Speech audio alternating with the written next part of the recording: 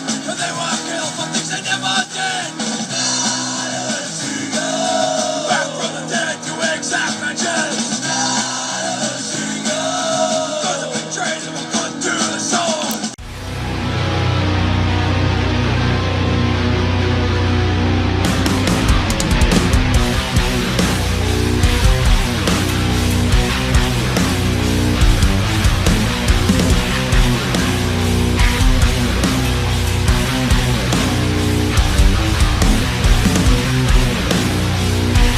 Good evening, folks, and welcome to the Horror Corner.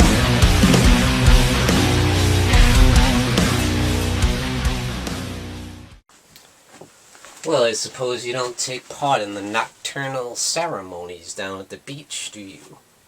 Good evening, folks, and welcome to the Horror Corner. I'm your host, Sean Patrick Gersh, and this week we're doing another movie review. This is Night of the Seagulls, released in 1976, written and directed by Armando de Osorio. The film stars Victor Pettit, Maria Costi, and Sandra Mazurowski, and this is the fourth and final film in the Tombs of the Blind Dead series. So yeah, I'd say this film is more in line with the first two films, where the last film, The Ghost Galleon, was a little bit of a departure, a different setting on the ghost ship. Here we get back to more like the roots of the original film. So what happens is we go back to medieval times at the beginning, where this young couple on horseback gets lost in this little village, which just so happens to feature the Knights Templar, the Satan worshippers that love to sacrifice young virgins in order to achieve immortality. And this young couple just happens to be in the wrong place at the wrong time, taking a wrong turn, and they pay dearly for it. As the knights catch up with them, and they make quick work of the man, and of course they capture the maiden, and they sacrifice her in this fiery ritual, and they worship this giant statue in this one, this like demon statue, and when they strap the woman down and, stab her with the dagger, they take her heart out and put it inside the statue. Pretty nasty stuff, and then they drink the blood of the young maiden. Yeah, they're kind of vampires, too. They're not just zombies. And we fast forward to present day, where we meet this young couple, this Dr. Harry Stein and his wife Joan. And they just come into this village. He's going there to work as a doctor. And nobody seems to want them there, They're unwanted, they're unwelcome in this town. All the townspeople are very strange, they're very frightened, and they're weird. Something is going on in this town, and they can't quite put their finger on it. So what happens is they all believe that every 7 years, the Templars return from their graves for 7 consecutive nights, for 7 consecutive sacrifices of young virgins. And these townsfolk are all too happy to provide them with the bait. As a lot of them are followers of the Templars. I don't know if they're just scared and they're giving them what they want so they don't get killed themselves, or if it's like this cult because they're all dressed in like black cloaks and everything as they take these young virgin beautiful women dressed in white nightgowns, take them down to the beach side and they strap them down, and here come the Templars. They arise from their tombs in beautiful atmosphere, as this series is so well known for. I just love the scenes. I can never get enough of them. The scenes when they come out of the tomb slowly, it's dark, it's moody, it's eerie. Love that awesome score, that chant, it never gets old. I love it. You know, they come creeping out of the tomb with the long skeleton hands. You know, it's great stuff. And they get on their horses and they ride down to the beach to take this young woman captive and take her away for sacrificing. And yeah. And what happens is they meet up with a young woman named Lucy who's terrified of the knights too, you know. So she ends up working for the doctor as, like, you know, kind of their housekeeper, their maid or whatever, you know. And she's terrified that the knights are going to come get her, and because she's the right age, she's a young virgin, you know. And it turns out she is next in line for the knights, you know. So Dr. Harry Stein does everything in his power, along with his wife, to try and stop this madness and take down the knights once and for all. But in doing so, the townsfolk come a knocking on the door, dressed in their black cloaks, and Lucy goes with them, willingly. She's like, well, if we don't do what they're told, they're gonna kill us all, so I'm gonna go. I have to go. I've been chosen. I'm the chosen one. So reluctantly she goes off with them, and they take her down to the beach, you know, just like all the others. And the doctor and his wife decide, you know, they're going to try and put a stop to this. They're going to grab her, and they do grab her.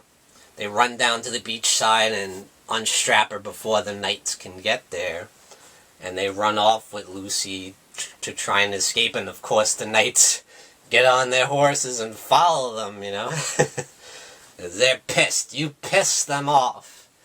And in this film, the knights are actually referred to as the horsemen of the sea. And another thing I wanted to mention is, you might think it's strange, the name of this film, Night of the Seagulls. What is that about? It's kind of a weird name for a zombie movie. But yeah, the name Seagull does have significance. And we do see, every time the knights come around, all the seagulls are flocking in the air at night when they're ready to rise from their graves. So legend has it that once the maidens are killed and sacrificed, their souls kind of are supposed to become one with the seagulls, so their souls become seagulls, you know. So that's the significance in the name. So I always thought it's kind of a weird name. Well, why is it called that? Yeah. But I would say this is definitely a proper entry and a good farewell for the series. So they definitely go out on a high note, I feel, because it's loaded with gore and nudity, you know, in the vein of kind of Return of the Evil Dead. So it's great to see them get back to that, where, yeah, once again, the Ghost Galleon didn't have a whole lot of gore and blood and nudity. You know, this one kind of gets back to that. And it's got more of the knights, you know, more of that awesome atmosphere that we know from the series.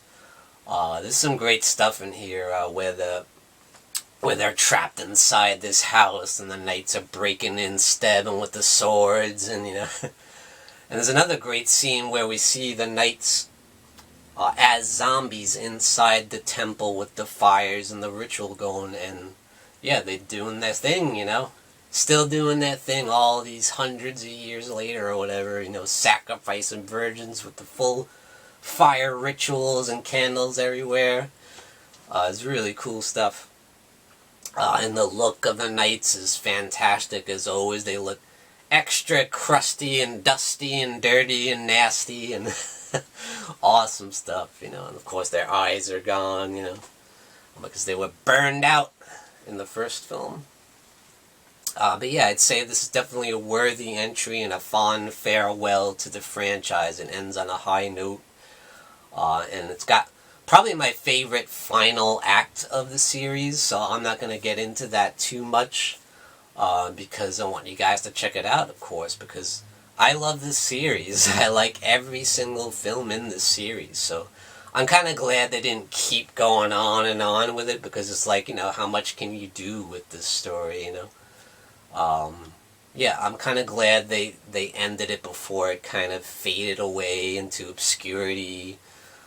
So yeah, definitely I give Night of the Seagulls 2 devil horns up. And thank you for joining me, Sean Patrick Urshan, in the Horror Corner. Tune in and stay scared.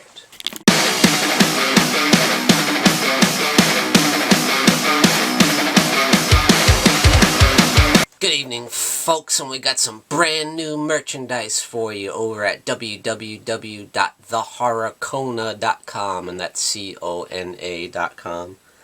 Representing the Horror Corner. Great new design. We got the Morbid Hour live stream there, you got the Horror Hangout live stream there, and you got my nemesis, the Dark Fate. So grab your t-shirt over at www.thehorrorcona.com. And we also got this beautiful new mug. Look at that. Very, very cool. Thought that came out really nice. So grab your merchandise today over at www.thehorrorcona.com. Folks, don't forget to grab your Sean Patrick Urshan gear and represent the Horror Corner.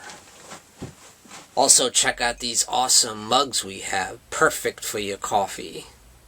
And definitely check out the Horror Hangout live stream t-shirt and represent the legacy of the Horror Hangout.